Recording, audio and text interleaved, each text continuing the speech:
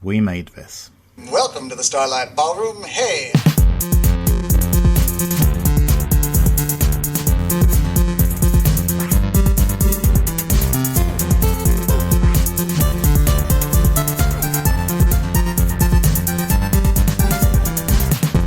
Hello everyone and welcome to Shipwrecked Comatose, the Red Dwarf podcast on the We Made This podcast network. My name is Kurt North and I am here to discuss Red Dwarf with you on Red Dwarf episode 2 of series 5.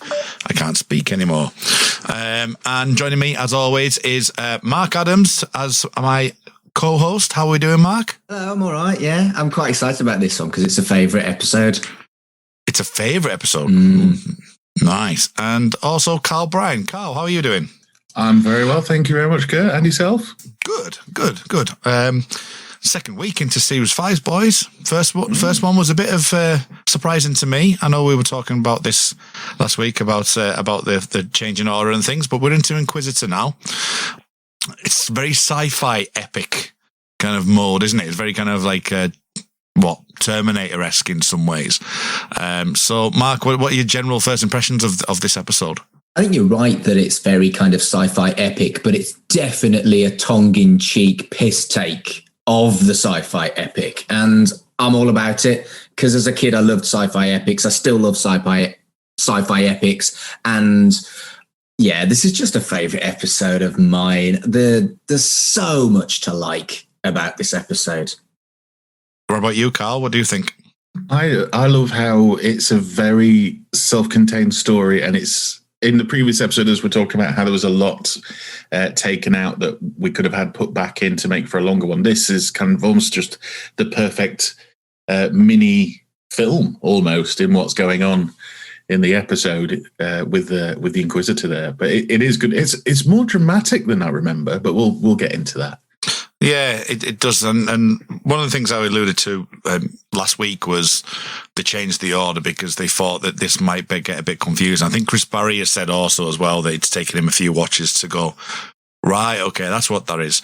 I don't personally have a problem with that, but I am very much a person who loves the concept of certain films. Inception, Tenet, for example, the 2 Nolan films, is a perfect example of that. Terminator 2, obviously, is what it is. I suppose you're right, because wibbly wobbly timey wimey is something that modern audiences are very, very familiar with. I'd say as soon as the term wibbly wobbly timey wimey became a term, which was David Tennant's Doctor Who, the idea of time travel and the consequences and making sure that you do everything in the way that you remember it was much more mainstream. And I guess I look at this with 2021 vision, but you're right, it is quite a strong sci-fi sort of wibbly wobbly timey wimey kind of episode, which had only really been very mainstream in perhaps the Terminator up until this point, because it is only 92. I think as well, it's really interesting when people see certain films or whatever. I would say Shutter Island is a perfect example that I can think of. There's an allusion to a twist. There is a twist, but then at the very, very end, there's a moment, and it's like, oh right, okay, that's great. That's something to debate long after the film's finished. And obviously, Mark, we won't mention what that is, but I think the spoiler ship has sailed, mate. If I haven't seen that film, what is it? Nearly 10 years old now? Yeah, it was 2009. Yeah, so if I haven't seen it, that's my fault. You can spoil it, Right, so there's the mindset of Leonardo DiCaprio's mindset is that does he want to die a hero or live as a monster, basically, because he's been psychologically harmed over the course of his wife's death, and ironically, it's very much like Inception. But and he basically could get lobotomized at the end of the film, and is going. He goes to get lobotomized at the end, doesn't he? Yeah, he's a detective that comes to the island to investigate a missing person. However, it turns out the whole thing is a giant role play, psychological role play to try treatment to try and get him to come to terms with the fact that he killed his wife. And he eventually does break through, but the next day, they basically, if it doesn't stick, because they've said that they've broken through to him before, and if it doesn't stick, they're going to lobotomize him this time. And the next day, when they speak to him, he basically goes back to how it was and is like, "Oh, it's not worked. We're going to have to lobotomize him." But he then hints that he's just telling them what he wants them to hear to get lobotomized, so he doesn't have to live with the memory of what he's done anymore. Right. Okay. There's some Black Mirror episodes that are a bit like that as well, aren't there? Yeah. So it's so it has that moment, but a lot of people just took it as like, he's forgotten. But it's like there's a, like, you can take it both ways, but people just didn't even register. And I think the audiences will kind of like look at stuff like that and either see it just as what it is, because they're not looking for that sci-fi or that deeper meaning, or you get, and when you bring timey-wimey stuff into it, it becomes a bit like, oh, I don't know where I'm at now. I'm confused. I don't want to know. So I can see why they put that episode in. So, all right. Okay. I hadn't seen Terminator when I saw The Inquisitor, and I was either an intelligent young man or this just didn't bother me and it was still a fun episode, because it's been a favorite since I was a kid. I'm not saying it wasn't a favorite. What I'm saying is that the reason why they put Hollership ahead of this episode, for a general audience, that's the debate that they're having. Are they saying the general audience is thick? I think they'll be saying that they would probably be easier to get into the show if you're watching that character-based episode than an Inquisitor because episode. In this one, we've got different versions of characters and characters getting killed and then brought back and things like that. And if you are just dropping into the series, like we've said before, a lot of us dropped in around about series 3 and 4. If you dropped in on series 5 and the first thing you see is half of the characters get wiped out and then they're replaced with other ones, and then by the end of it, the original ones are back, but you're not really quite sure what's happened there, it might put you off seeing the next one. That does make a lot of sense, actually. Good point. All right. Carl can always give us the information in a way we can make it understand. Me and Mark just go blah blah blah blah blah blah. I occasionally sound vaguely intelligent when I try very hard. Thank you very much. Yeah, I occasionally whine about gay shit. I'm multifaceted. Okay. Anyway, moving on. Red Dwarf episode, Series 5, Episode 2, The Inquisitor, directed by Juliet May and Grant Naylor, which we discussed last week, and written by Rod Grant and Doug Naylor. This sees a simulant going to the end of time and then basically redoing time by using a time machine to take people out who are not worthy. It opens with some great Doctor Who effects, I think, with the skeleton shooting, very Dalek-y. Yeah. And the Inquisitor comes in and basically says that you haven't lived a worthy life and someone else needs to take over. And something that we talked about last week, which is kept in my mind, is that the way that the Red Dwarf credits are. And the one thing I wrote about this was that you could imagine this being a cold open, then going into the credits, then going into the main show. And it doesn't do that. But it was considered. It was actually considered to change the makeup of the way that the Red Dwarf is, which I thought was intriguing. Weren't as fashionable then, though. And they've become almost the standard or the norm these days. But a cold open was generally done as something really, really highlight this, really special. Like the only cold open for a Doctor Who episode in the 80s, there was actually two. There was when Colin Baker regenerated into Sylvester McCoy, huge moment. And there was also when Colin Baker's Doctor was pulled into Gallifrey for the trial of the Time Lord, which was essentially the trial of the show itself. Two huge, huge moments. And this cold open would have made sense, but it's not a huge, huge moment for the show. It's not a show-changing, oh, shit moment, however appropriate it might have been for a cold open. Does that make sense? Yeah. It feels like it would have been a little bit long for a cold open as well. Right, yeah. It's cold opens do tend to be quite punchy. I mean, maybe with a short, if they knew it was definitely going to be a cold open, they probably would have rewritten it to make it a bit more dun dun dun.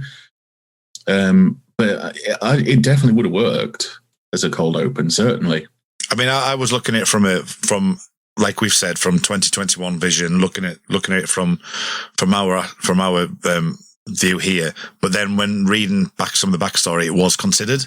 So the fact it was actually considered to be, potentially put in that way is interesting in itself, because it is a cold open in the way that it's related to the story, but it's not a continuation. It's explaining something at the very beginning, and then you move into the main characters, aren't you? So, and X-Files is only a year away at this point, and as well, and obviously they do cold opens, and I think a lot of shows would have done them. This series would have been there's a lot of good stuff you could have used as cold opens almost, but it may have come at the, think of the word now, not benefit, the opposite of benefit, detriment of the script. Yeah. Like if you wanted to do Angels and Demons, you could have the fact that Crichton and Lister blow up Red Dwarf. Yeah. Accidentally. That would have made a great cold open, but you'd have lost a whole pile of stuff about the Triplicator, and you would have been about 5-6 minutes into the episode before you'd have hit the credits. Yeah. Which nowadays you can, especially with American shows, you can do.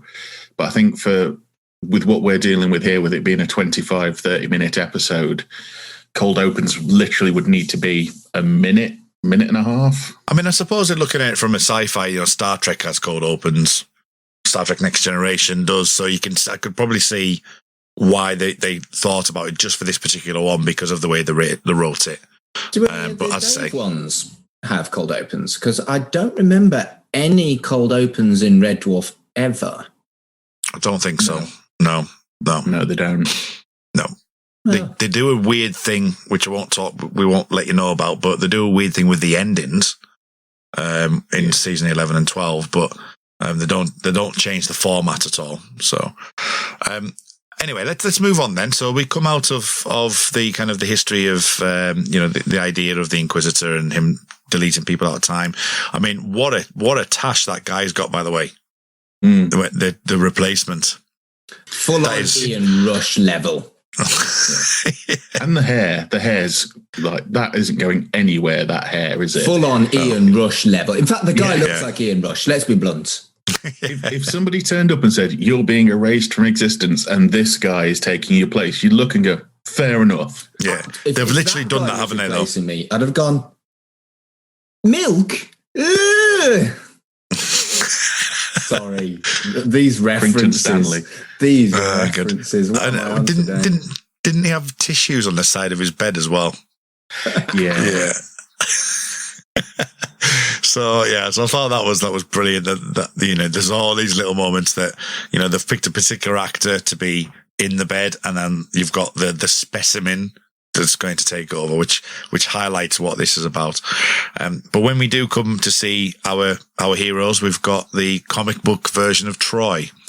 So, which the scene itself is rather interesting, and I quite enjoyed that. I mean, we're not far off that kind of thing now. You can get comic book versions of historical events. You can get comic book Shakespeare, mate. Comic book Shakespeare is great. They use the original Shakespeare text and they just put the whole play into a comic book, and they're brilliant and they're incredibly helpful to engage with young people. Oh, Christ on a bike. I will get off my former librarian's soapbox. You never really stop being a librarian. No, I think I'm going to be a librarian for the rest of my life.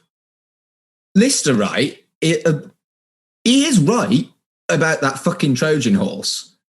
I completely agree with it. Shouldn't be, don't trust Greeks bearing gifts because that's racist.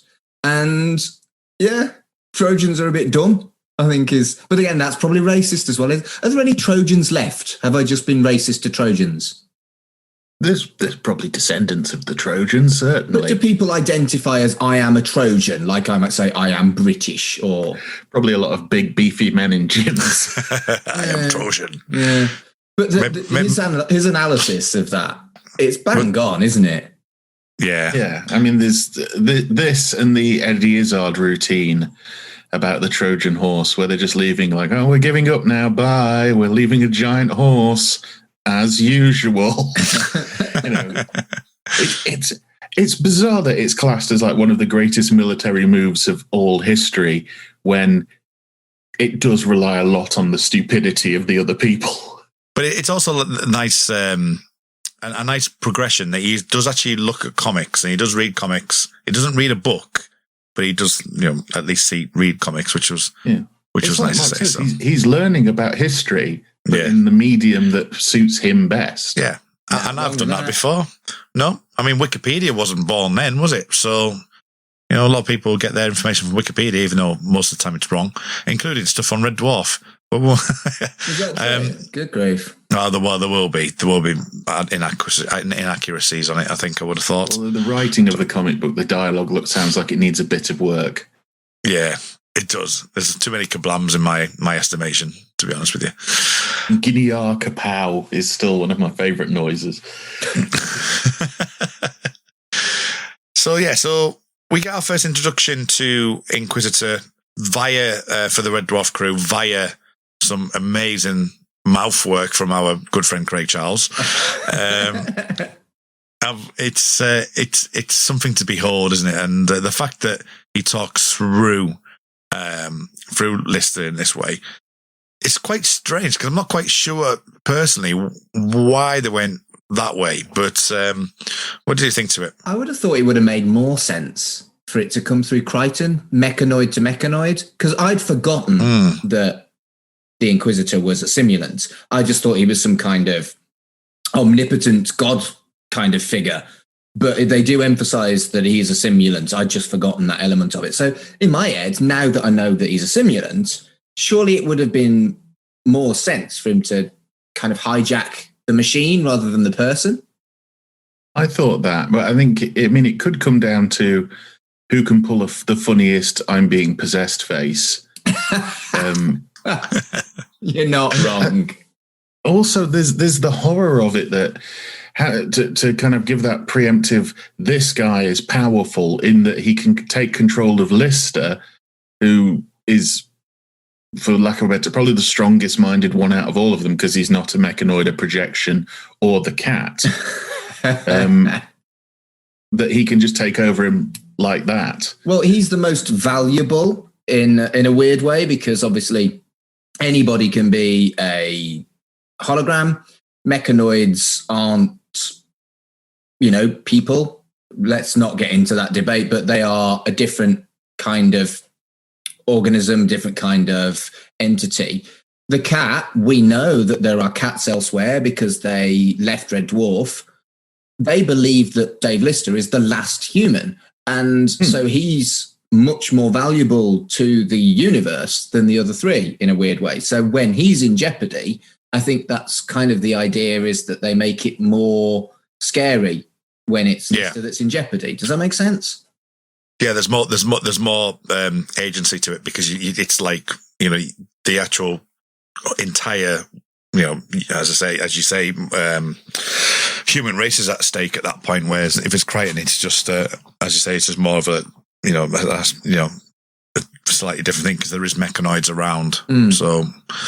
And this kind of feels like, obviously they've been in situations before where they might die, but this one feels more abruptly like they're in mortal danger, because somebody's coming for them on their own ship, rather than they've happened to stumble across something. Yeah, like the Justice Field or something. Yeah, previous, a lot of it is they caused the shit for themselves, whereas this guy has just invaded them. Yeah, which brings up to the next point, actually, which in the next part of the episode is the Crichton does talk about the Inquisitor, the dark fable, and he starts going into this like campfire story mode, which is probably the best way to put it. It's like, and it's a dark fable. It's going to be doing this and doing that, and there's no God and no afterlife, and he got to the end of existence and doing all this thing, but. In itself, the actual idea that the Inquisitor has lived to the end of days, realizes no afterlife, realizes no God, which again is a reoccurring thing that happens in Red Dwarf, and then has to build a time machine and then goes kind of so thing that he basically gives up on life because people need to live that worthwhile life, is in itself. I mean, we've talked about Doctor Who a few times. It's like a Doctor Who kind of story, isn't it? It's that something at the end of time, and they're coming back through time and making course corrections. So it's the first immortal that we encounter in Red Dwarf, I think. They've never looked at immortality ever, I don't think, up until this point. And it's quite subtly done, but when you think about it, this character has lived through those 3 million years when Lister was in stasis. He is insanely immortal. I mean, if you think about it, so just from a science point of view, that the universe, from what we know, 13.6, 14 billion years old, that it's probably lasts as long as that. So we're talking 30 to 40 billion years before the end of time. And, he's lived through just the 3 million. It's nothing. Yeah. So he's managed to live through like another, say, argument's sake, 40 billion years. And, and there would be an element of like the way he's feeling right now. So as you say, it's something rather unique to the story of Red Dwarf that they actually haven't touched upon this before. But that level of power and immortality and omnipotence is quite a frequent thing in at least modern Doctor Who, but also classic Doctor Who as well. And this is the first time we've seen it in Red Dwarf, and they don't over-egg it, but when you take a step back and think about it, it's heavy shit. I mean, if you look at it, Carl, from like the Terminator point of view as well, that there is that element to it, but at the same time, it's really focused on that sci-fi element, isn't it? Really, it's almost sad in a way because you talk about it. He's gone all the way through eternity, and he's realized there's no God, no afterlife, which means that took him a while. Oh, Mark. I was about 14 when I realised. But it does make you realise that this simulant may have thought it's not a simulant silicon heaven thing. He thought that there was God. Yeah. And he thought there was an afterlife. And now he's gone all the way through. He's just crushed.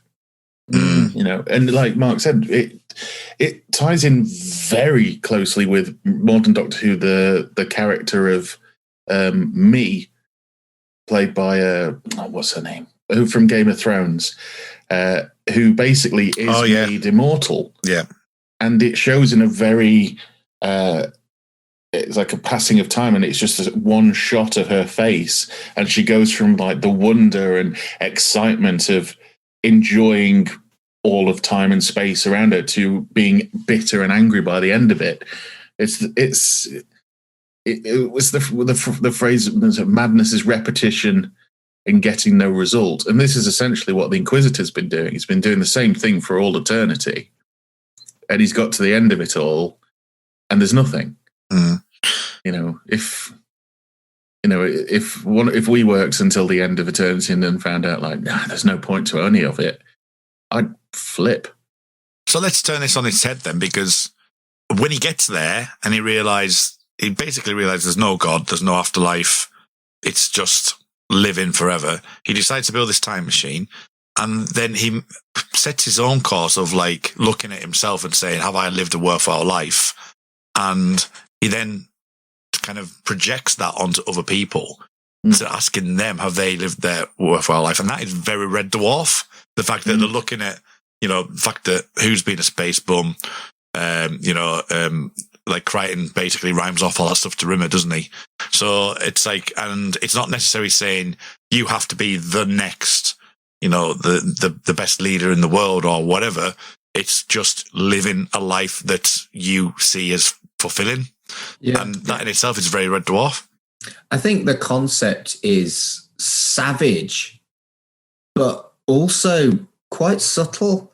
And the idea that the ultimate judge of you is so true. I treat other people with so much more leniency than I do for myself. I would never, ever expect other people to hit anywhere near the standards that I hold myself up to. And here's one for you. Do you think the Inquisitor would let you live if it was you, assessing you? Yeah. Put simply. I don't No. You don't think so, Carl? No. I don't think so either. I think he'd acknowledge that a lot of what I'd done was good. But, last night I sat and binge watched 4 episodes of The Circle when I could have been doing something a bit more worthwhile. Yeah, but I think if you think about stuff that you may have done or things that may have happened in your life and whether or not you've been a good element of that yes, there has been good things. There's been very bad things in my life. There's been great things in my life. But when I look at like only 3 or 4 weeks ago, there was a van had turned over in front of me and I had to go and help them on the motorway because it like turned and span over. I've saved somebody's life doing CPR and whatever and stuff like that, that those moments made me feel good about myself and the fact that it has and I've actually passed and I don't often feel this, but sometimes somebody will say something to you and it's like, oh, actually, I've never realized that before. So I'll use an example of there's a girl at work, two girls at work, one of which is a lot more confident and has a lot more experience than I have. Who's from a jokey side of point of view, is I've always said, just do the thing and apologize later because it's easier to make an apology than it is to actually get the thing authorized. But also the other girl who always taken something to heart with me that I've said, look, things are going to go wrong. If you're planning something, always think about that 3 things are going to go wrong in that say wedding show or whatever it may well be, because 3 things will go wrong. That way, when the first thing goes wrong, you're not panicking. When the second thing goes wrong, you're kind of like, yeah, okay, that's fine. And generally, you won't necessarily get to the third. But if she was in the mode of like, as soon as the first thing goes wrong, that's it, and it's a different mindset. So just passing on little coaching tips like that you wouldn't necessarily think about, but then you hear like 3 years later saying, you said that to me once and I found it really helpful, is passing on that worthwhileness, really. Absolutely. That's a very humanist outlook on life. And I have a very humanist outlook on life, but unfortunately, I'm not a very successful humanist when it comes to acknowledging myself. I'm very good at the kind of empathy element of humanism, but I can't cut myself any slack ever. And I don't know why I've always been like that. And I acknowledge that I've done stuff like that. I've inspired people. I've made a difference in so many ways. But like the example I just gave you, I spent an evening watching The Circle rather than an evening writing to my MP about problems in other countries where gay people are being oppressed. Anything that isn't something worthwhile, I think me as the Inquisitor would fail me. Everyone goes up and down, and I think I've had some really, really big lows. And if you'd asked me this question 10 years ago, I would have said no. But I think I've come to accept certain things about myself in that time. So there's the thing, and I'm naturally a laid back person anyway. So by asking that question, it's like, right, where have I actually helped? Where have I done that? And it comes from a coaching, as you say, empathy or coaching background that, I would think as a coach, what have I done? But isn't that the fundamental unfairness of the Inquisitor? It depends what time he sees you in your life. It depends on whether or not you're a person like me who holds yourself to stupid ass levels of achievement and yeah, I really, really like this.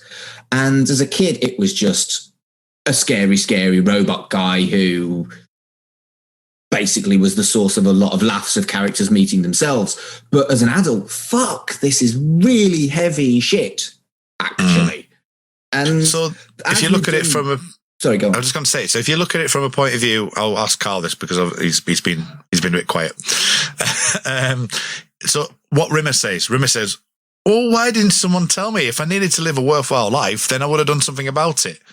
If you'd known from day one that the Inquisitor was coming after you in 40 years, 35, 40 years, would that have changed you?" Oh, yeah. Yeah. Yeah. And anybody, if someone said, you're going to hit 35 and then you're going to get judged on how well you've behaved in life, everyone would be, I mean, it's almost not a bad thing because everyone would be, right, I am working to the best of my potential. It's not fair that it would take place, but it certainly would be something that would motivate people to live a worthwhile life, but it all varies on what that person deems as worthwhile. If it's get as much money as humanly possible over 35 years, they think that's worthwhile. Then by the time that judgment comes, it may not be what they were looking for. Yeah. It's, it's like one giant job interview, but it happens to be life. Yeah. And at the end of it, they sort of go like, no, you don't qualify for this position. And then you get replaced by someone who does, or someone who could. Yeah, that's a good one. I was wondering whether or not the replacements get a visit from the Inquisitor, because you could end up with one guy's entire sack is full of useless people. I have issues with that in general, but I'll talk about that towards the back end of the episode. What, other men's sacks or what? No, not other men's sacks. Not other men's sacks. That's going to be the recurring joke, isn't it? No, it's just about the actual removing people from time, but I'll talk about that later.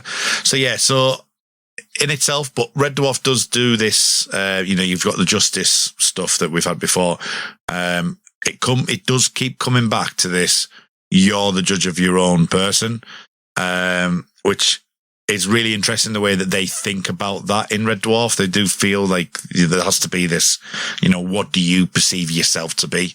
It's always inward looking. I really enjoy Red Dwarf for that. And it's something I wouldn't have picked up before this podcast, really.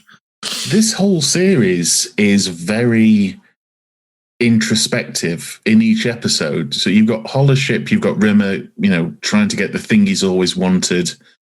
In this one, we've got everyone trying to prove that they're, worthwhile existence. Terraform, you've got Rimmer confronting his own neuroses. Quarantine, you've got the dark side of Rimmer coming out. Demons and Angels, we've got everyone meeting their good and light sides. And then back to reality, it's facing whether everything they've done was actually real or not, and what are they if it isn't real.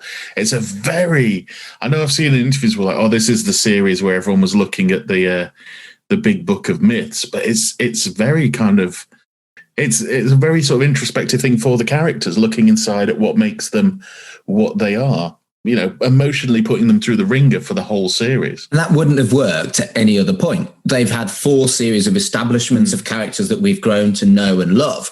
Whereas if you'd have done this in series 2, for example, it would have just not worked. So there's a confidence there that they can do this to the characters. Yeah. You've been in like 2 and 3, you kind of ease into it a little bit with like things like Thanks for the Memory. And It's Better Than Life, where just that little thing of, Rimmer's mind works against him. Lister tries to do good, but sometimes completely balls it up and things like that. But it's now we've hit this series, and I can imagine with the fact that they were like, right, we need to, I think in this series, one of the big things is we need to bring in more people, or at least more people for them to interact with, whether they're playing them themselves or that. And this seems like the easiest way to go to avoid my parcel's about to turn up because I've just got an email saying it's here. They're still trying to avoid aliens or monsters of the week and things like that. So what's the most terrifying thing you can think of to deal with apart from a giant simulant is yourself? I'd argue that the Inquisitor is definitely a monster of the week, though. Yeah. It would have been interesting because they don't really do recurring characters, do they? It's in 6. I think it's 6 when the simulants that they run into come back from Gunmen of the Apocalypse, and they meet the female one a couple of episodes later. they're probably the only recurring ones I can think of. But the Inquisitor would have been an interesting one to bring him back in the same way they brought back like the polymorph. Yeah, absolutely. With that in mind, then, if you look at them looking at reflections of themselves, we've got Rimmer. And his kind of what we were saying, Mark, and what you were saying actually, but the fact that he's saying, looking at himself and saying, well, how can I have potentially done that in a different way? Because you're saying about what pressures you put yourself under, but he's going from a point of view of, well, what else could I have been?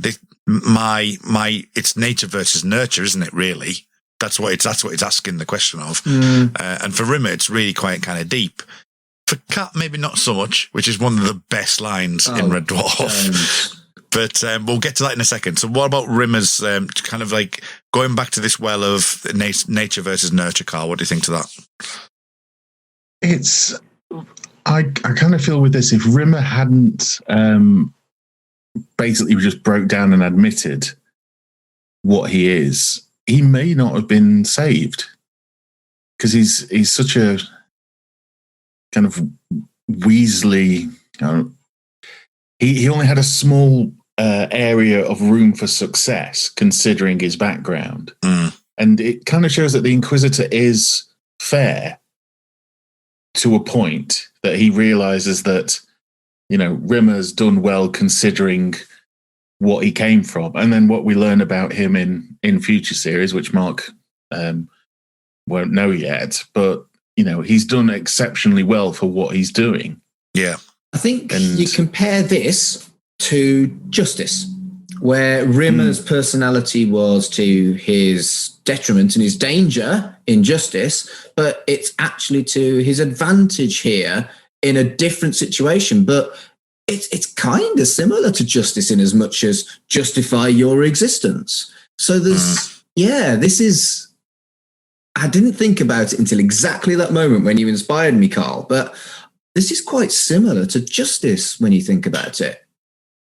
I think that overall, because sometimes I'll get episodes mixed up, and it's for that reason that I can justify yourself. It's like, well, I thought that was Justice, but so it's like there's certain things in my head, and it's the same with that Wax World episode, and Rimmer World and all those. There's definitely tropes that Red Dwarf keep going back to in different eras of the show, which can get a little bit muddled in your head. All done very differently. But what I like about, especially what we've said off air, that the way that this episode seems to be is, when you look above the comedy level and go down to the kind of the depths of what they're talking about, there's different variations on the theme, which I like that we can talk about those in separate ways. I mean, you look at Cat. Cat has got a beautiful ass at the end of the day. He has brought pleasure to the world because he has such a beautiful ass. And really? That's whole. So all four of these, I think, again, it goes back to the confidence of knowing what the characters are and who they're writing for and what characters they're writing. They are so accurate and perfect for each character. Rimmer's is really sad, and the general story of Rimmer is you feel sorry for him despite the fact he's a shithead. Cat's is incredibly shallow but funny, and everybody's got a shallow and funny friend. And Crichton's is as always, when it comes to something that focuses on Crichton, it's a really interesting science fiction discussion. And Lister's is the one that most people will identify with. It's just so fucking well done. It's on FM, so it's not on DAB though. No. That's the thing. Buddy.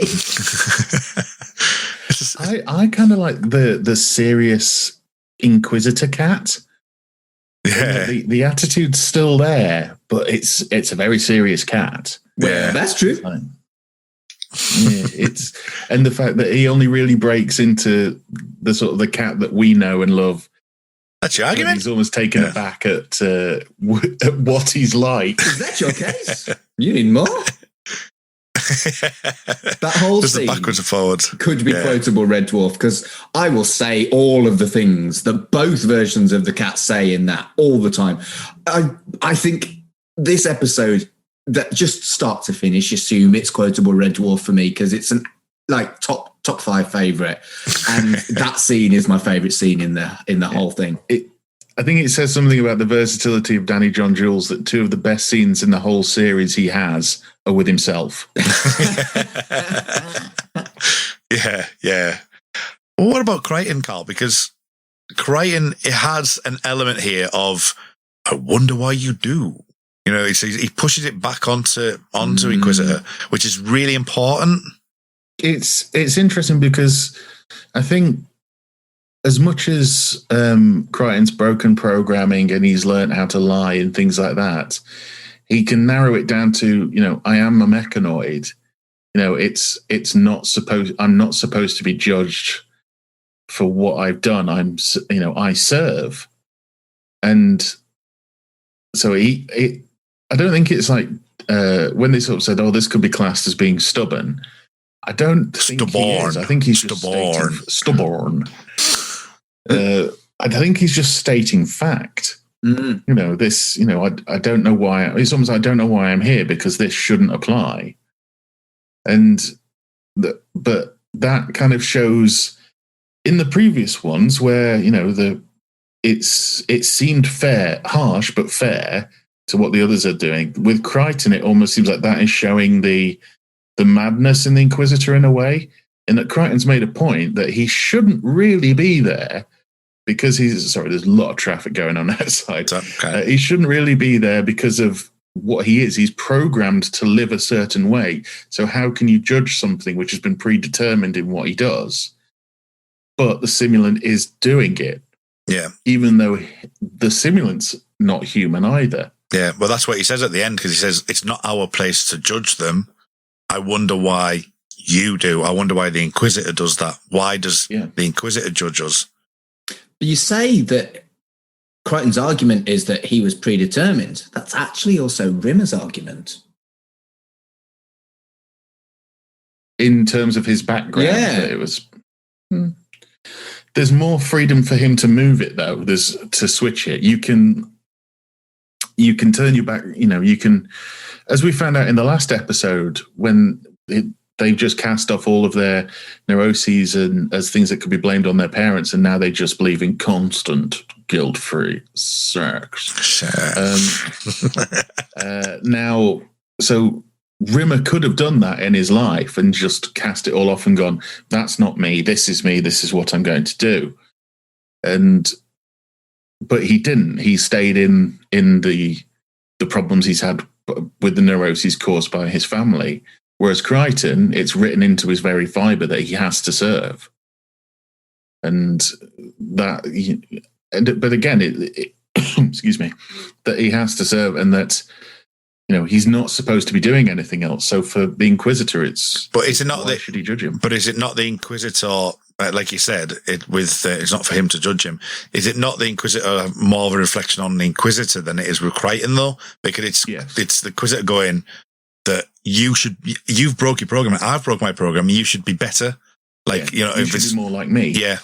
Yeah, it is. It's, and it's that judgmental thing of like, well, if I can do it, why can't you do it? And, everybody's different.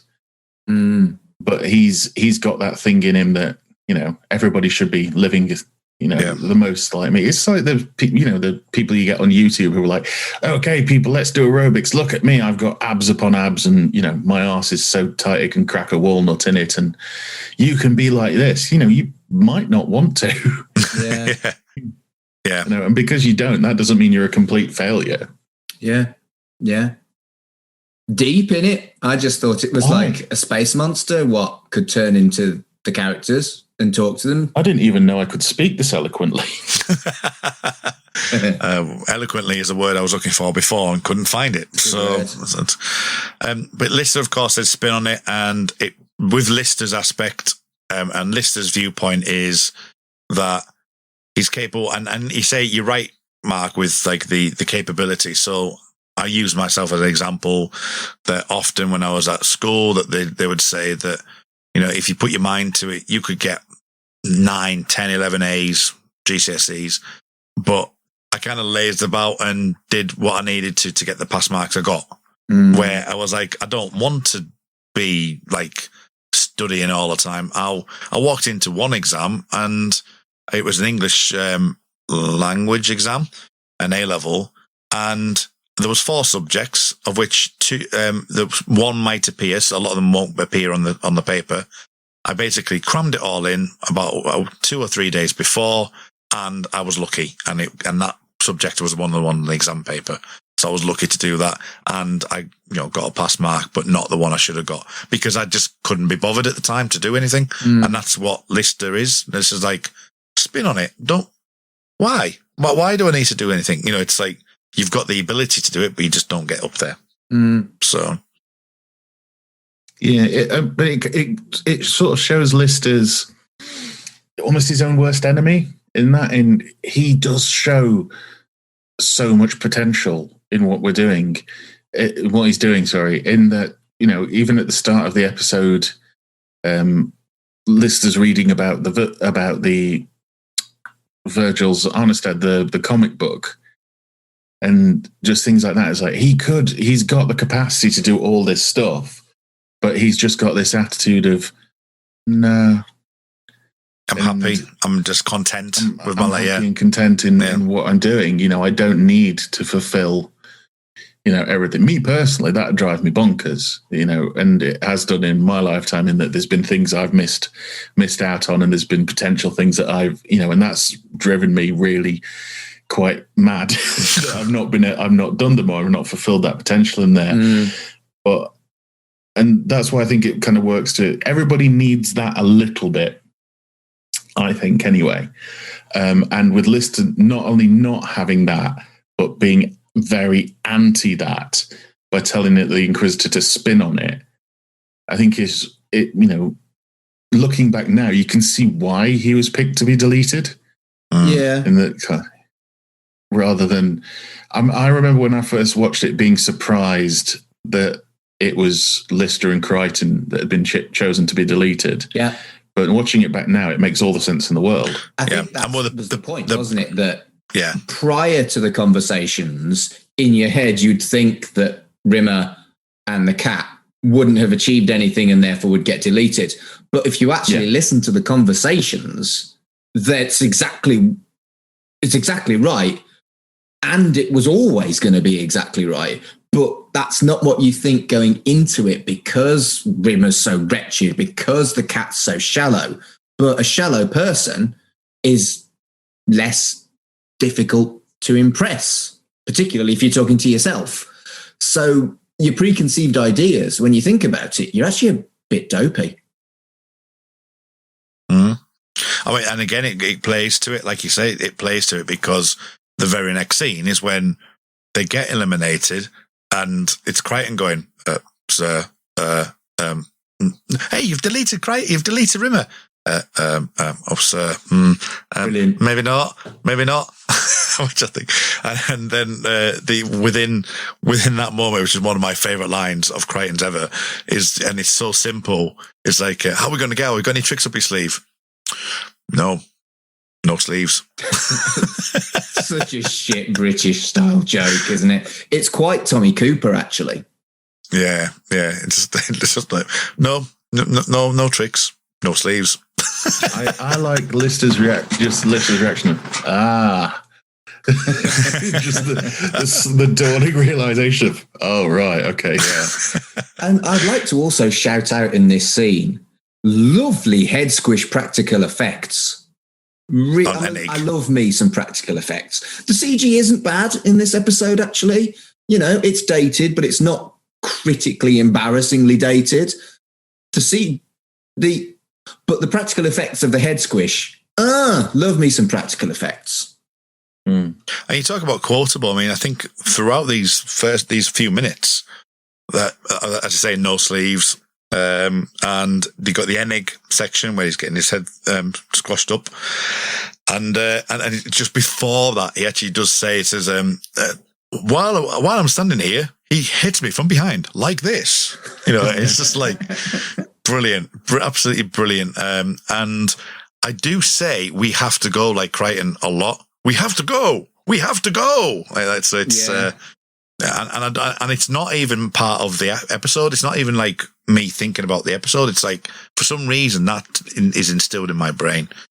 Yeah, the music as well is a bit understated when eventually Crichton's face gets squished, and it's gone from that joke of I jump, he jumps me from behind like this, to the second where you realise Crichton's dead or future Crichton's dead, that the music turns dramatic. And it kind of plays into that thing of, there are jokes and ha ha ha, but no one's safe at the moment. It's sort of like no one's safe. Everyone could feasibly get wiped out very, very quickly. So we talk about the fact that we've got an alternative Crichton and an alternative Lister. This is where my science fiction brain sometimes kicks into gear, and like, I can see the alternative realities version of it, but it is a pure coincidence that everything in their lives have fallen in place exactly how the original Lister and the original Crichton was to get them to that point. Oh shit! Yeah, that's a very good point that I'd never thought of before. I would have preferred it if we didn't have the uncredited Crichton, because I could make more of an argument that Crichton didn't exist in that reality. But it frustrates me a little bit when I do it at Star Trek Deep Space Nine as well. I don't like the Mirror Universe, because the Mirror Universe is, apart from one episode, is all the same people that have ended up in all the same places in a different universe. And it's like, doesn't really work. I hear what you're saying. I absolutely 100% hear what you're saying. Agree completely, but no, the Mirror Universe is great. The wimpy linguist in Enterprise being just this savage, vicious bitch. I love Mirror World linguist lady whose name I can't remember. I actually don't mind that, to be honest. I don't mind her. It's Linda Park is the character. It's the actress.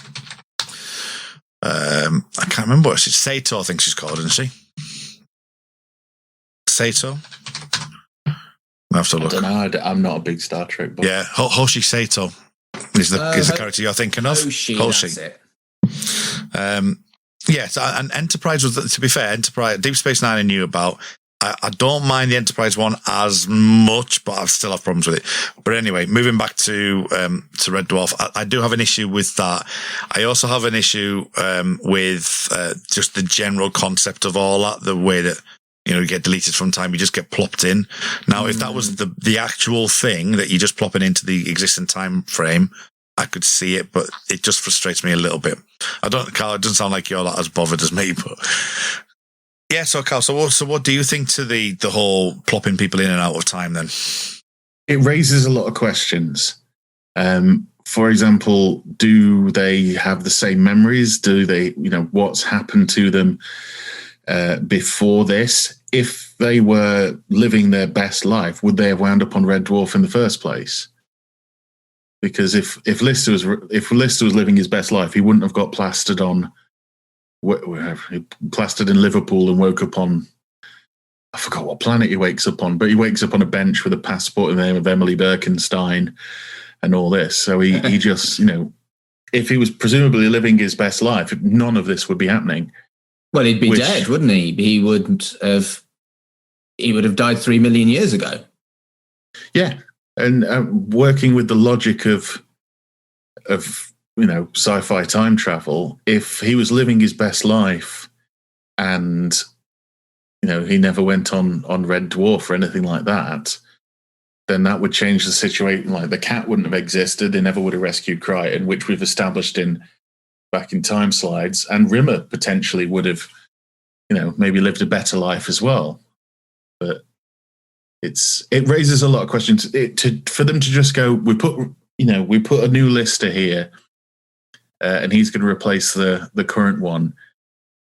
it raises a lot in terms of like if we think too deeply about it, which we're probably doing right exactly now. what we're doing. Yeah. It tears it to shreds. And this Lister really does just seem like the same actor playing Lister. Sorry, this a different actor playing our Lister. Yeah. So it's an interesting one. I'll just say I think there is ways around it. You could just say that they haven't lived that life, that he can't change things in the time, and he just puts them into that position. But then you still have problems, because if someone's been changed in their life before that, from a different like planet or whatever, how does that have consequences with the world we live in, the butterfly effect, effectively? So yeah, from a science fiction point of view, it's a bit of a minefield, and you have to also if someone's supposed to be replaced and then they're supposed to live their best life from that point. What if he finally gets around to someone and they're like 70? Yeah, somebody new's now taking your place and they're going to live your life to the best of their ability. It's like, well, how long's that? Yeah, and it's established that he doesn't visit everyone at the same time. Like, I don't know, you could be 40 and 3 hours or whatever, because obviously all these characters were born at different times. Rimmer is perhaps a couple of years older than Lister, and Crichton is much, much younger than the other. You know what I mean? Yeah. Where does it end? Is the Inquisitor visiting babies and sort of going, live your best life by now? We are. Can you imagine that? We are just cutting this to pieces when we shouldn't. We do this, and I know. I like that. I like the fact that can you imagine a baby who's failed to get to the crawling stage, or at least hanging off the side of the settee. Yeah. And no, you're 2 months late, mate. Let's change it. There's the cold open. The Inquisitor removes a baby from existence just to really push forward the fact he's an absolute bastard. I mean, he is an absolute bastard. You are not wrong. Yeah. Is anyone else really freaked out by the alternative Rimmer and Crichton being wrong?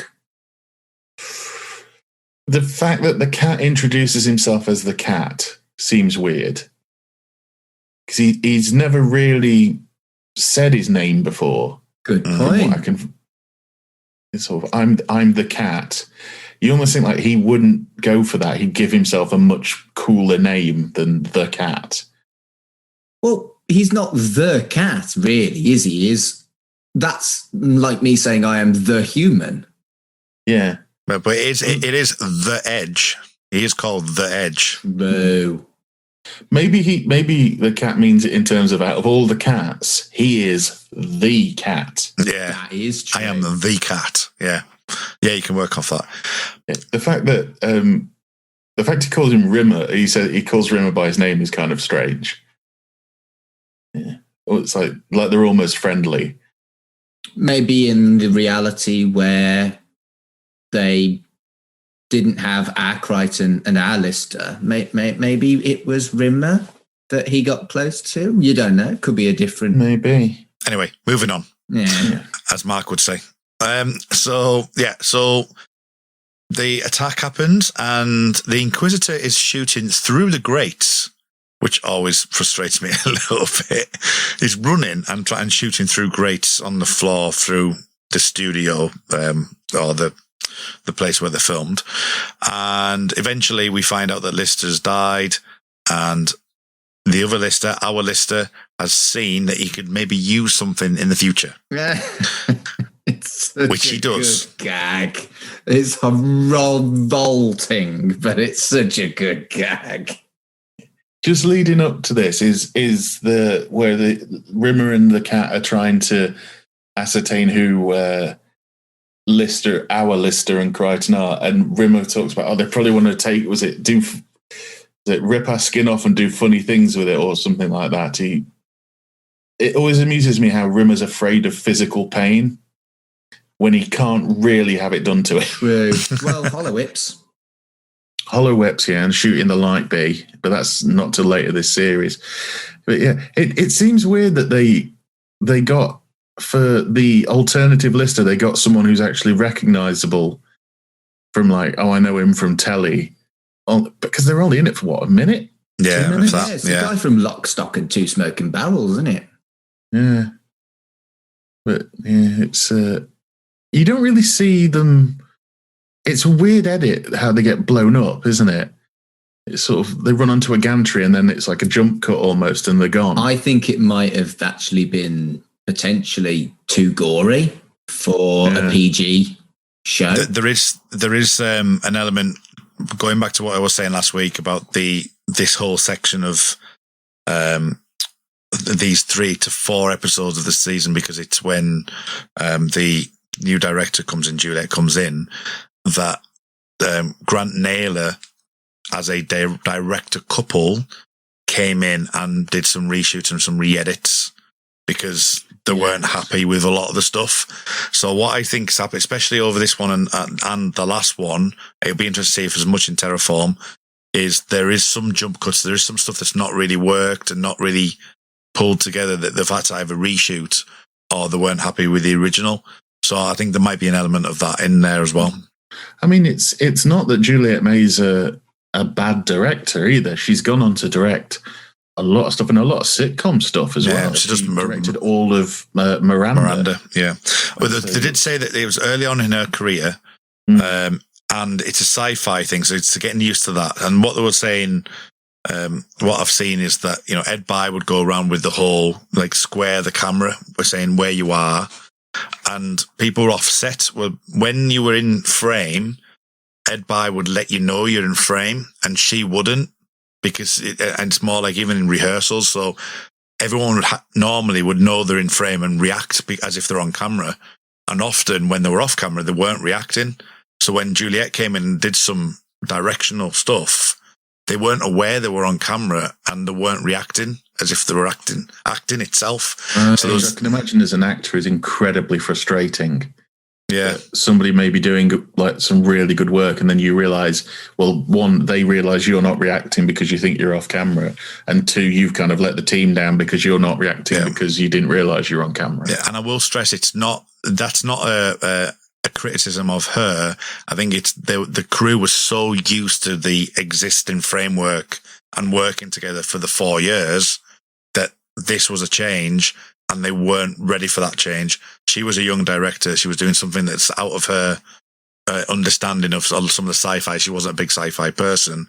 And there was a bit of like communication. So it was more like a communication issue with them all as well. So there was a lot of issues that they had at this point, which is really interesting in thinking that, as I say, this is like a peak of the seasons. But yeah, but talking about things that are edited out as well, is we do get the hand on the printer and don't recognize it, and then obviously he uses that thing. But there is the scene where Crichton never have existed anymore, which got deleted out, and it is in the Smeg Ups, and it is because it's such a memorable Smeg Up that you see it and you see the cut and it's jarring. I don't know if you saw that or realised that. It does feel really, really jarring. I don't think it's one of the memorable Smeg Ups for me. I do occasionally get a Smeg Up memory when we've been doing these. Yeah. When do you want to do? We need to do the Smeg Ups. We do. Do you remember what the actual Smeg Up was, though? No. So they're both standing together at that counter where he puts his hand up, and Crichton is saying, well, we never have ever existed here anymore, and there's a lot of that stuff going on. And then he gets handed the piece of paper to read that out, and the paper's in shot, and they have to take that off, and he goes, oh no, get rid of that. And then he then holds it in his hand. It pans across, and he puts his paper up, and you see the paper in his hand. And then there's a cut where Crichton actually does deliver the line, and it goes off. But when you watch the episode, it's not in at all. I remember it now you've said it, yes. It's a very thick line in terms of wordage. There's a lot going on in it. I can see why I didn't notice, and I know that Smeg Up quite well just from watching the videos a lot as a kid. But I didn't notice the line was cut, and I didn't notice. It didn't feel jarring to me that we don't exist here anymore. And I can't. And because it jumps straight to the gas, doesn't it? Yeah. Yes. Yeah. Yes. It does. Now you've said it, I remember that Smeg Up, and it's weird, isn't it, that you don't spot that it wasn't in the Inquisitor. I've seen the Inquisitor so many times, and I've seen that Smeg up so many times, and I never clocked that it was cut. It's a jarring cut. I mean, obviously, I think it's because I naturally look for cuts. So I think I'd seen it. I was like, oh, hang on. But as I say, you'll see it now, and I apologise if it's being a detriment to viewing the episode, but you do feel it. So shooting through the gates.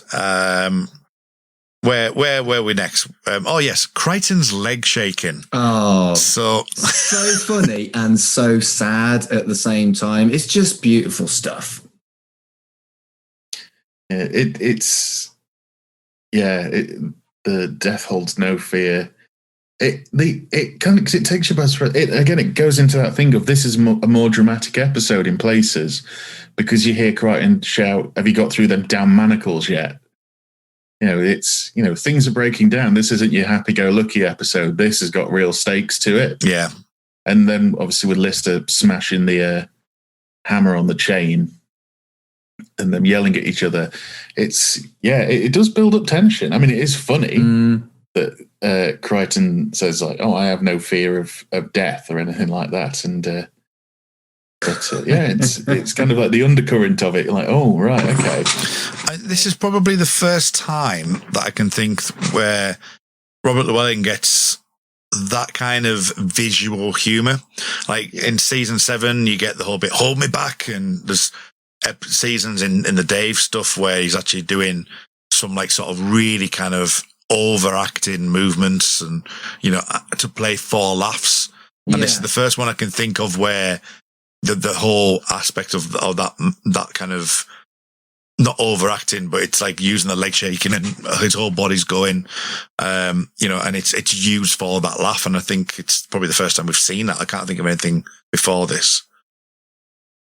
Yeah, I think it could be the development of the suit. Yeah. Because this is probably this and 6, I'd probably say one of the best faces I think is in 7. One of the best masks, 7 and 8. It's more rounded. It gives him more of like cheeks and stuff. But in terms of the suit, this is probably one of the more flexible ones he's got. Yeah, you think maybe in previous series he was restricted by the suit? Yeah, that makes a lot of sense actually.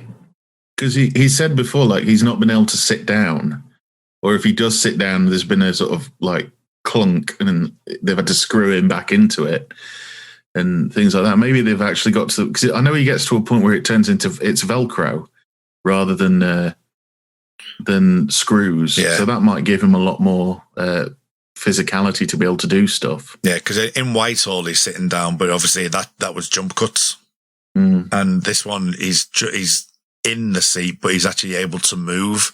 And in the jump cut of Whitehall, he's very kind of still, isn't he? He's just kind of like sitting there, and talking. He's there. Yeah, right.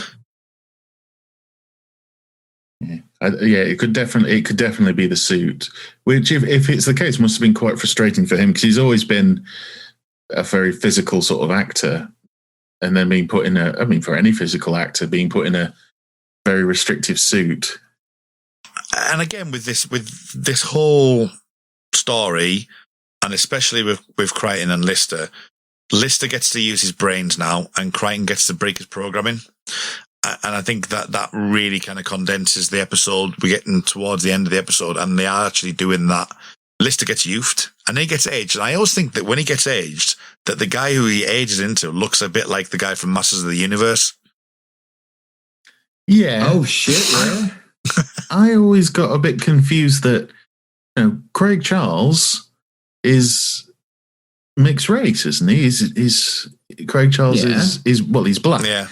But the older version of Lister is white. Is very much a Caucasian man. Yeah. Well, the other thing about this scene is when I was a youth and my voice hadn't broken, I didn't sound like I do now. And your voice does get more crackly as you get older as well. They just used Craig Charles's voice. Why didn't they get like an old Liverpudlian and a young Liverpudlian to do a voice for him? time, I can imagine. I think it's quite funny hearing Craig Charles do that. He seems to slightly be trying it with the smeg, you used me. Yeah. And he is kind of doing it a bit deeper when he's doing the older one. But whereas the young Lister looks fine, the older one is like, I haven't listened to the commentary tracks in a while, but I can imagine Craig Charles was probably looking at it going, doesn't look anything like me. Yeah, there is a question mark on that. Definitely. Maybe it's a crew member that they're just like, there's no one around, just you stand in and do it. Come on, Dave, now's your chance. Yeah. Or a la Twin Peaks style. I did look and see whether they credit the actors that play youth and old Lister, and they don't, because I wanted to look him up for the same reason you've just mentioned, to see if he's mixed race or not, the guy who played old Lister. On Wikipedia, it's a guy called Carl Chase, but he's uncredited. Yeah. Let's have a look here. Oh, he's definitely white. Yeah. He's done some stuff. Yeah. According to this, he played old Lister, but before that, he was in Bottom, and he ended up being in stuff like Brookside. He's in The Mummy, Lara Croft. Good grief. Coronation Street for a long time, apparently, playing like loads of different roles. And he's in Alien 3 and Batman. So it's someone who's done some work. Good grief. Interesting stuff. Yeah, but for some reason he's just in an episode of Red Dwarf for a minute. Yeah, not even that, is it really? So we have that gauntlet battle, something that we'll come back to in season 8. And then we also get, excuse me, can I just distract you for one brief second? Which I thought... Everything about that scene, the campery of Crichton and the over kind of ridiculous, it pops me, that scene. Yeah. It pops me. But I also like just the way it's there, because it goes quite flat, but in a good way, because it goes like, in about it'll unfreeze in about 8 minutes. Today's been a bit of a bummer, hasn't it? I love that line. It's so understated. It's so understated. While he's doing something, Crichton's just weighed it up. Yeah. It's a bit of a bummer today. And then we get the finale. Obviously, as I say, Lister is using his brain. He's got this idea to hang him from the actual banister there, and he saves him, because then if he saves him, then he's able to like sort of be there, and he can't delete him. But then you've got the Inquisitor saying, well, if I delete you, then you won't be here there in the first place, which then completely redoes what we were saying before, because it's like, if another Lister was there, he'd probably just do the same. But yeah, because it goes to that fate and free will thing aspect of, do you have free will? If Lister was born, would he just do exactly the same? Even though it's different sperm. And then you've got the double, the double backfire, the fact that it was thought about all along, and it backfires on him. So there's quite a few bits to delve into with this, but I'll just take the first thing, that giving Lister an opportunity to potentially kill somebody from an audience perspective. What do you think to that, Mark? You're right. He does kill the Inquisitor. He murders him. And that's the first time Lister's done that. But I think, all things considered, it's a bit of a would you kill Hitler? So, yeah. What it also kind of makes you realise is that when the Inquisitor is completely wiped from existence, it means that none of his replacements ever existed. And we're back to a world where none of his replacements ever existed. And it's a typical Red Dwarf wrap-up that wraps up so fucking much in like a minute and a half. And Red Dwarf has done this so many times before. Particularly a perfect example is Thanks for the Memory, for example, when it's got all these mysteries that are done in seconds. And I like it. It's clever, but not. It's kind of cheesy, but works because it's a sitcom. It's not heavy sci-fi. It's a sitcom. And it at least sort of kind of makes sense. Yeah, I still like it. I think it's classic Red Dwarf. Shit, we've got to wrap it up quickly now kind of ending. Yeah. Yeah, I mean, I was also talking about just, you're right, you've took my question slightly different to the way I intended it, but it works quite well as well. That I was saying from an audience point of view, when he's hanging him up on the rope, that it's out of character for Lister to do that until we find out what eventually happens. But then the finale part is something I didn't really think about. So the fact that you thought about it that way around is interesting to me, because I was thinking more of, they've come up with this plan. They're going to kill. Lister's going to hang someone from like high up in the air and to drop him. And from an audience perspective, building that suspense is where the question I was asking there. But that's really interesting that you say about wiping the Inquisitor from existence. What do you think to it, Carl? I think it's interesting. It's the building up of Lister's going to kill another person. You can almost have the Foot Clan argument of, they're not human. And that's been established earlier on. They're a robot, which I think may be making it easier for the audience to accept that Lister's going to do it. Also, it shows these kind of out sorts because it's the return of Lister smoking. Yeah. Like, I don't think he smoked since series 2 on screen. And it's a cigar as well to make him look kind of badass and tough. And he had cigarettes in his pocket last episode, didn't he? Yes, he did, but he doesn't. But I think in the 90s there was a big thing about lighting up on screen, wasn't there? Especially more kids that got into it. It's almost that thing of like Lister needs Inquisitor to think he's going to kill him, although Lister knows all the way through. But for us as fans, then yeah, it's going to be quite disturbing to see Lister. It's the way he phrases it before that scene starts, that you're not programmed to kill. Which kind of, if the plan was that Lister was never going to kill him, why would he say that to Crichton in the first place? Yeah. So there could be the thing of, to erase the Inquisitor from existence, Lister was just going to kill him. But then obviously he comes up with the old backfiring time gauntlet trick, that we all learned. It's a nice way of getting round a cold-blooded murder. Had the Inquisitor not decided to murder him, he wouldn't have died. But it is still a preconceived killing of an entity. But again, there is he's not human, but they've also gone back and forth on the value of life, of mechanical life in Red Dwarf as well. The more I think about this, the more I realised they probably had an impossible job and they're just writing a fucking sitcom. Yeah. They've played willy-nilly with life and death before. I mean, you've got to look back to a few series ago. Was it Time Slides? Rimmer's alive at the end and they need to get out of that really quickly. So he punches the exploding boxes that have never been there before, and he kills himself. They've probably written themselves into a corner a bit, but I like how this wraps up. This is Crichton and Lister's plan, is to make the gauntlet backfire, which Crichton may have figured out, but in order to set up it's to lull the Inquisitor into the false sense of security almost. And it's not necessarily, you could get around it by saying that he's just been deleted from the timeline, that he's somewhere. Because one of the questions I had originally, which I didn't bring up, is at the very beginning of the episode, he doesn't spend any time to talk to them. He just does it, doesn't he? He kind of has a brief conversation, does it, says, "There's your guy, bye."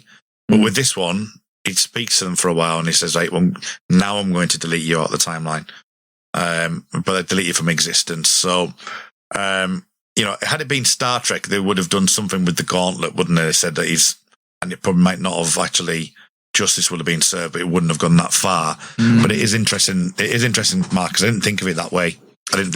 But you're right. It's weirdly convoluted when you think about it. He is ultimately going to ensure the death of the Inquisitor. So why didn't he just chop his head off when he was frozen in time? Because, well, if he chopped his head off, he'd just be dead. I suppose Lister's thinking that if he erases him from time, it resets everything, doesn't it? It resets everyone that's ever been. Okay, good point. Well made. Okay, I'll take that. I almost think that Lister's not thinking that deep in that it undoes everything that's ever been done, just that it'll undo what's happened to them. Yeah. And he'll get, Rimmer and the cat back and everything will be as it was, earlier that day. I think for them, it's almost because they are 3 million years into deep space.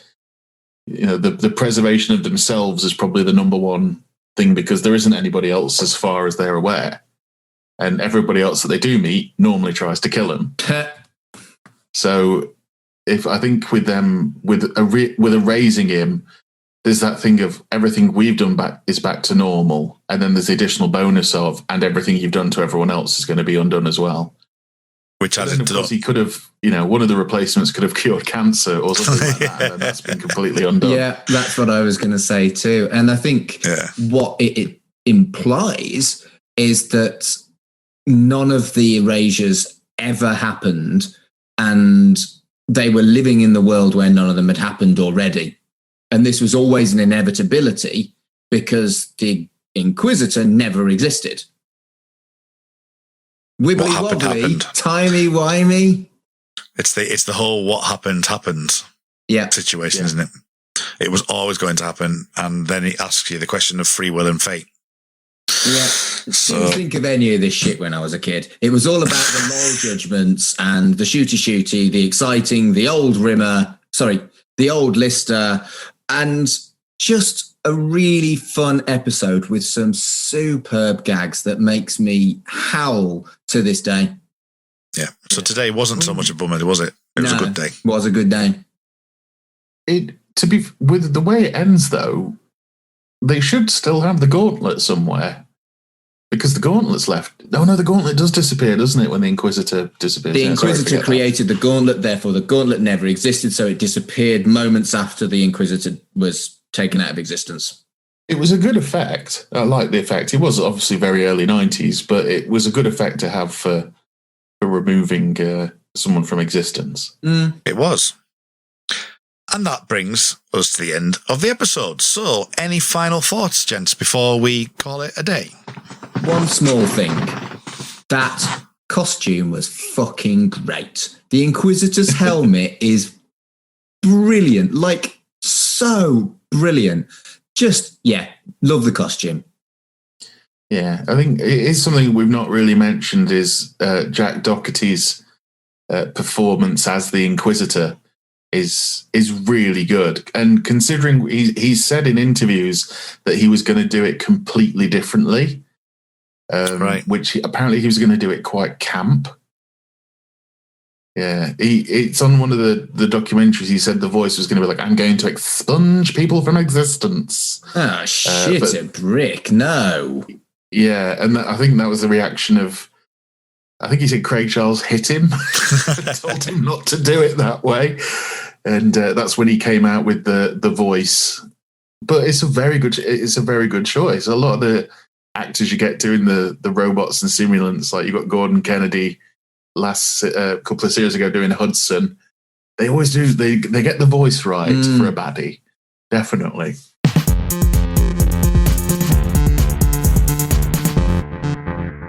So that brings us to the end then. So without further ado, as we do every single week, Carl, where can people find you on that there internet? People can find what I'm up to, podcasts and film nights and the like, at allmylinks.com, and it's /Mr. Carl. Okay, Mark. You can find me on Twitter and Instagram at MarkAdamsHC. I have 3 other podcasts, one about tattoos at Ink Stories Pod on Twitter and Instagram, one about kids TV at RITC Pod on Twitter, that's Right in the Childhood, and one based on my job as a humanist celebrant at Life's Milestones on Twitter, that's called Life's Milestones.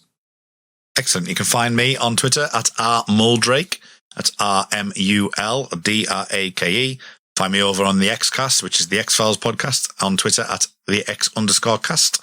And Make It So, the Star Trek Picard podcast. And that you can find that at Jean-Luc Podard.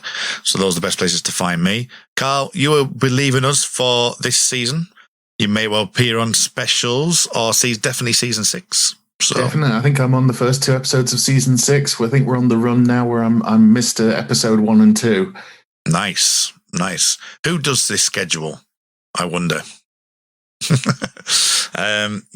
thanks very much. As I say, I don't know what the specials are. We don't know either, to be honest with you.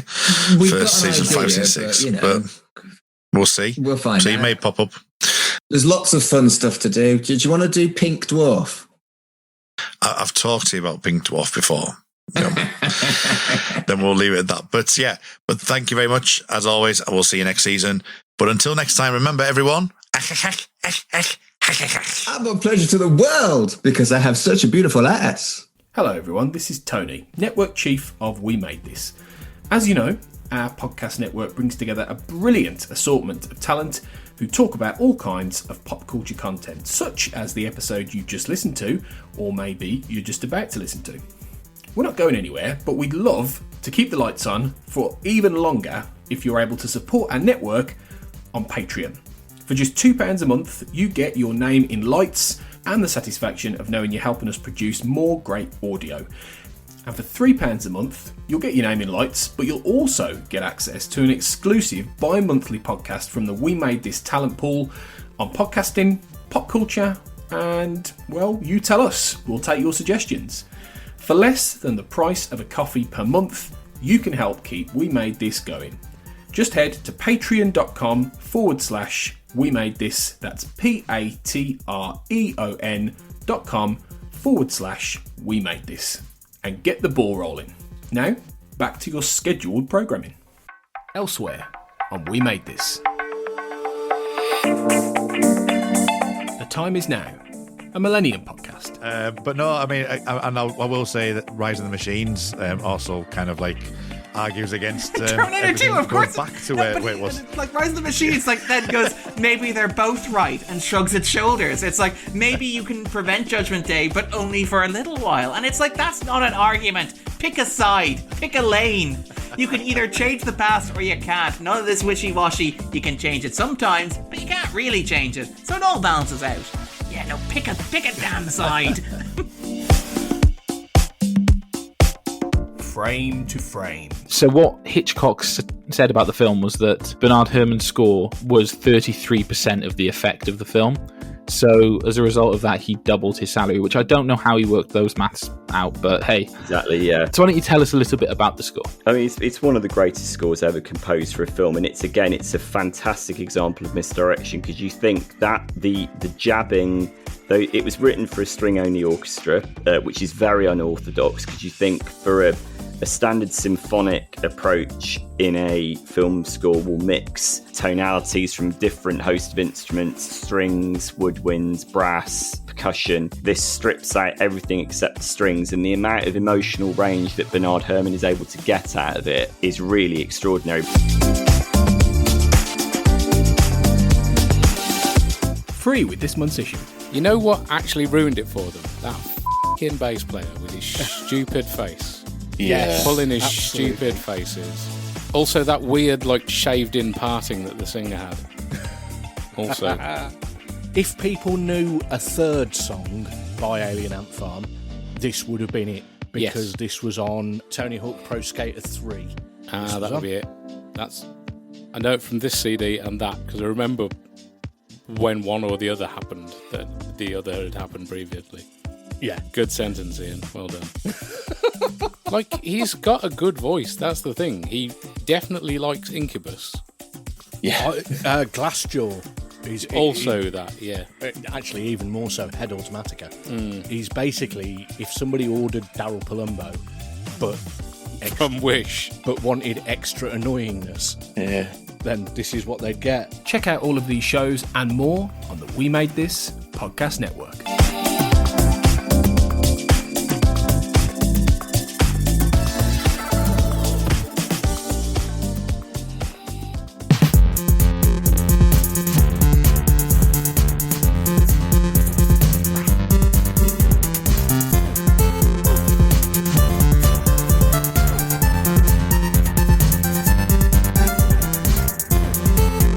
Shipwrecked and Comatose, a Red Dwarf podcast, was created and produced by Mark Adams and Kurt North. You can find us on Twitter at Red Dwarf Pod, and we are part of the We Made This Podcast Network, which can be found online at wemadethispod.com or on Twitter at We Made This Pod.